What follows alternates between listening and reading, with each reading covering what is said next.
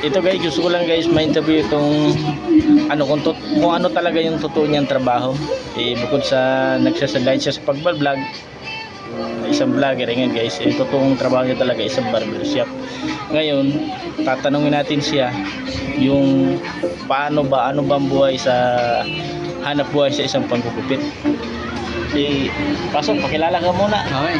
Hello guys, siguro kilala nyo na ako. So, matanong ko lang, yes. magkumusta man yung paggugupit mo ngayon? Alam mo naman yan yung hanap buhay mo ngayon. Tama. Sa ngayon, maghapon ngayon, medyo yung pinakang maliit ko talaga nagugupitan dyan sa isang araw, minimum yun ha, 60 ulo. 60 ulo? 60 ulo. Minsan yan. Ibig sabihin sa 60 ulo, Oo. ibig sabihin, pasok sa banga ang kita. Oo, Lampas sa kuta. Lampas sa kuta, ganun yan. Yun yung pinakang ano talaga bilang barbero. Na ano, pero yung kalaban mo niyan, ngalay, tsaka yung sa may tuhod kasi tayo ka niyan eh.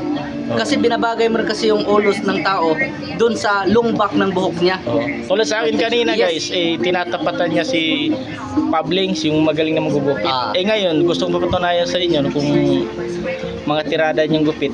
Siya po ang tumira po nito sa akin. Yan ito guys. Kasi binabagay natin siya guys. Binabagay sa no, parang paitlog guys yung ano, pero di siya pampulis talaga siya.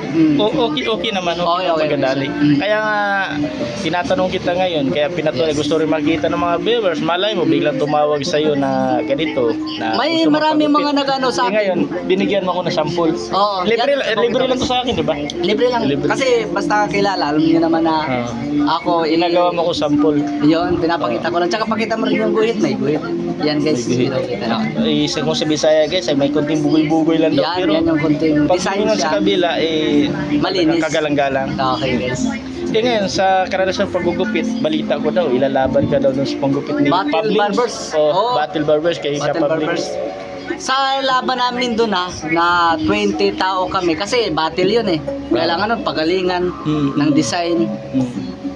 Isa talaga ako sa top 1. Top 1. Doon ba na sa inyo?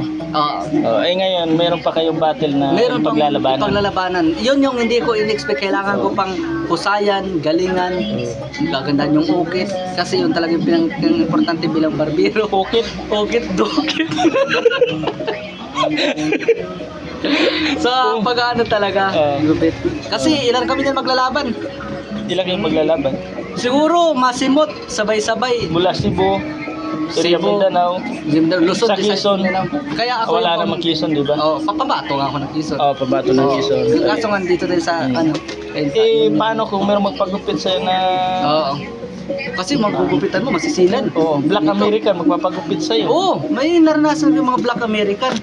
Sa paggugupit mo kasi sa Black American kasi, kailangan talaga yung marunong mag-English. Guys, thank you.